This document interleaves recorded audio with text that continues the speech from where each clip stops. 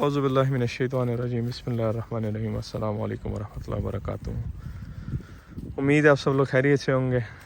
کچھ بھائیوں کے سوال ہوتے ہیں، بہت سارے بھائیوں نے مجھ سے یہ سوال پوچھا ہے کہ گوشت شیپ فارمنگ میں ایکسپرٹ کیسے بنایا جاتا ہے یا ہم کیسے ایکسپرٹ بن سکتے ہیں۔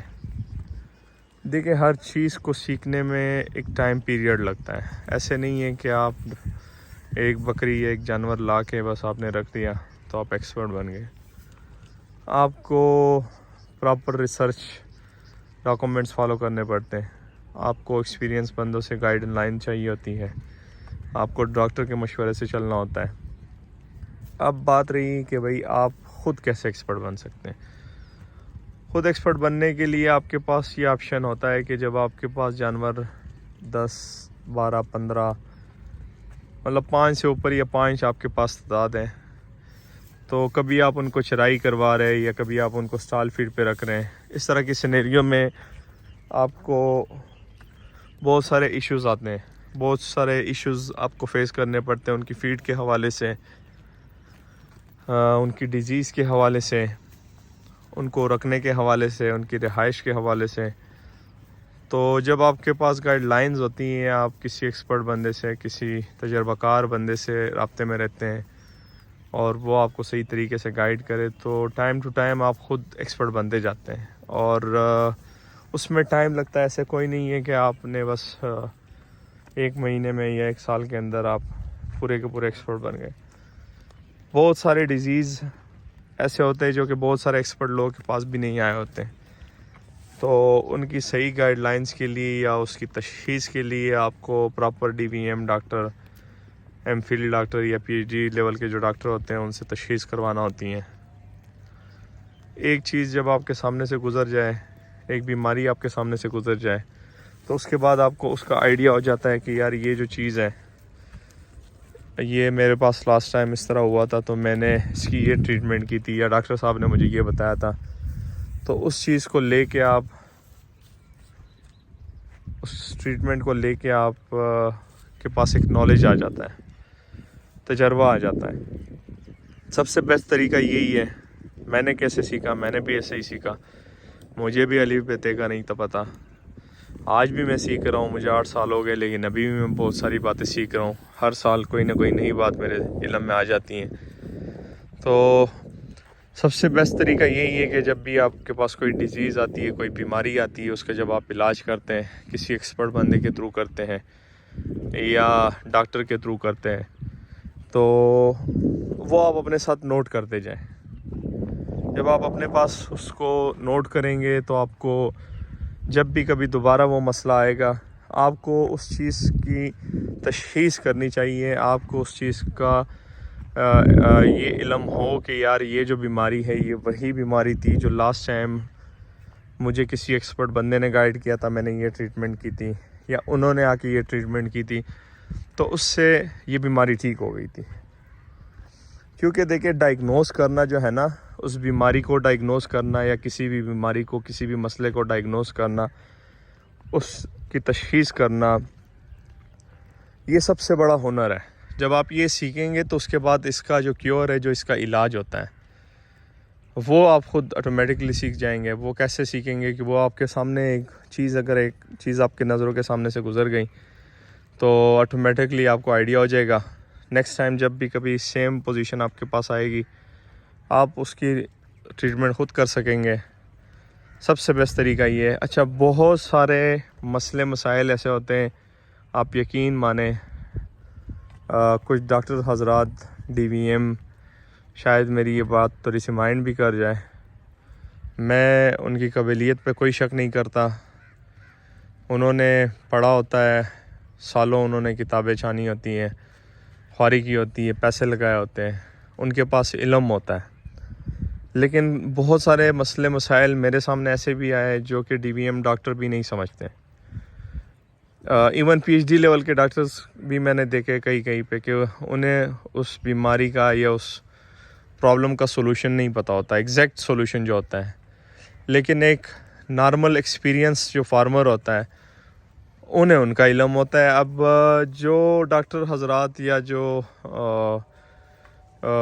DVM ہوتے یا اسسٹنٹ ہوتے ہیں ان کے، ضروری نہیں ہے کہ ان کو ہر چیز کا پتہ ہو.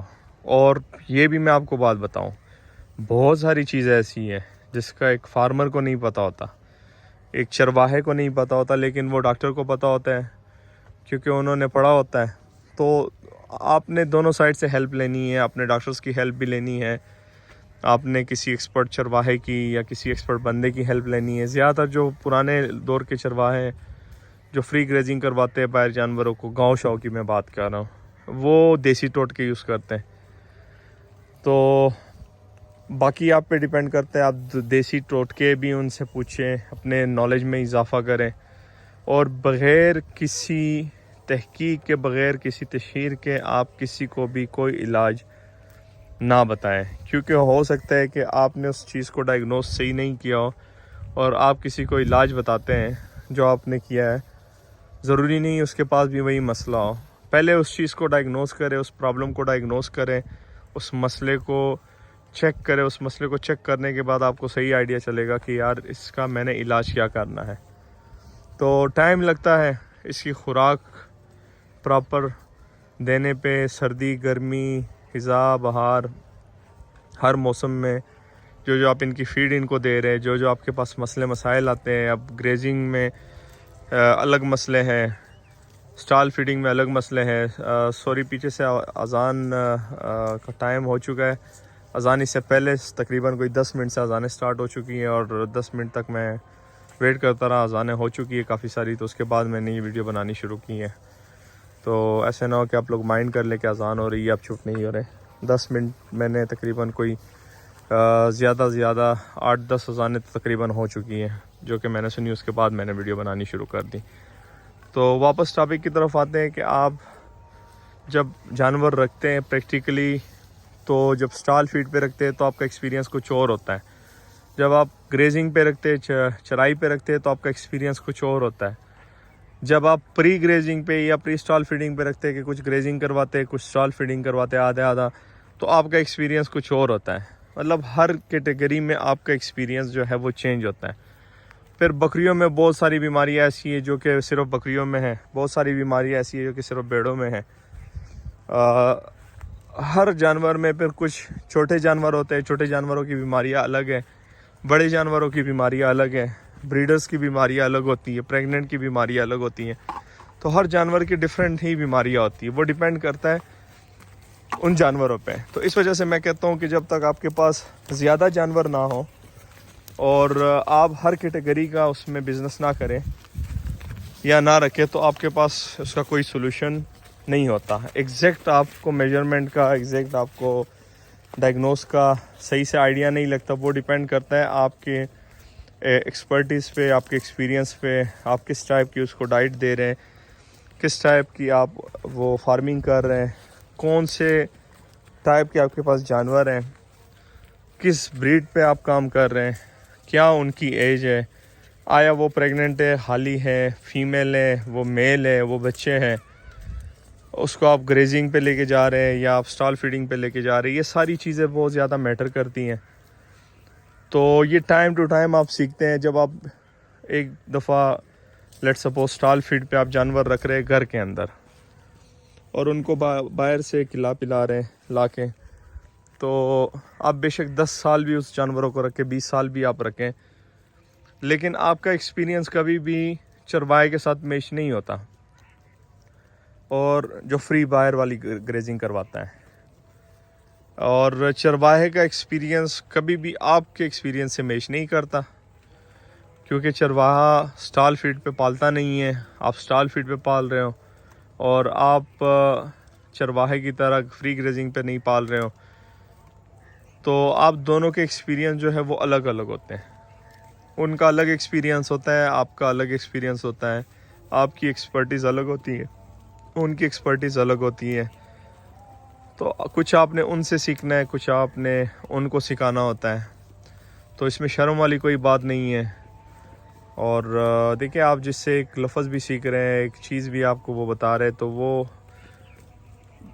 آپ کو ویسے بھی ہر انسان پہ فرض ہے کہ دوسرے انسان کی ایک عزت کرنی چاہیے، رسپیکٹ ہونا چاہیے ایک دوسرے کا. لیکن جو بندہ آپ کے ساتھ مخلص دل سے آپ کو کچھ سکھا رہے تو ان کی آپ کوشش کریں زیادہ آپ ان کی رسپیکٹ کریں اس معاملے میں بھی، اور کبھی بھی نہ شرمائیں. جو بھی آپ کوشچن پوچھیں ان سے بلا جھجک پوچھیں. کبھی یہ فیل نہ کروائے کہ میں نے 10 سال سے 15 سال سے یا 5 سال سے میں بکریاں رکھ رہا ہوں اور میں کیسے کسی سے سوال کروں گا کہ اس مسئلے کا کیا حل ہے. بھئی آپ نے سوال کرنا ہے، جب آپ سوال کریں گے تو آپ کو مسئلے کا حل پتہ چلے گا. ہو سکتا ہے کہ یہ مسئلہ 10 سال میں کبھی آپ کے پاس نہ آئے اور 10 سال بعد آ جائے، اور وہ کسی ایکسپرٹ بندے کے علم میں ہو سکتا ہے ان کے پاس پہلے ہی سال آ چکا ہو. تو ضروری نہیں ہے کہ آپ کا ایکسپیرینس 10 سال کا ہے، اس کا ایکسپیرینس 1 سال کا ہے تو آپ ان سے نہیں پوچھیں گے. نہیں، آپ نے یہ دیکھنا ہے کہ یار آپ کے پاس ایک مسئلہ آ رہا ہے، وہ آپ نے ڈسکس کرنا ہے، اس کو ڈائگنوز کرنا ہے. جب آپ ڈسکس کریں گے وہ ڈائگنوز ہوگا تو آپ اس کا علاج کر سکیں گے. باقی یہ والی مادی بہت ساری ویڈیو میں بتا چکا ہوں. اس کے لیور کا مسئلہ تھا، الحمدللہ اب ریکوری کی طرف ہے. تو ایسے نہ ہو کہ آپ لوگ کہیں کہ یار یہ کمزور ہے. باقی الحمدللہ جانوروں کی صحت آپ دیکھ سکتے ہیں، انہوں نے ابھی پانی شانی کوئی نہیں پیا اور اس کو چرائی کرتے ہوئے صرف آدھا گھنٹہ بھی گزر چکا ہے. باقی چلے آج کی ویڈیو یہاں پہ اینڈ کرتے ہیں. دعاؤں میں یاد رکھیے گا، 5 وقت کی نماز ادا کیجیے گا، اپنا ڈھیر سارا خیال رکھیے گا. اللہ حافظ.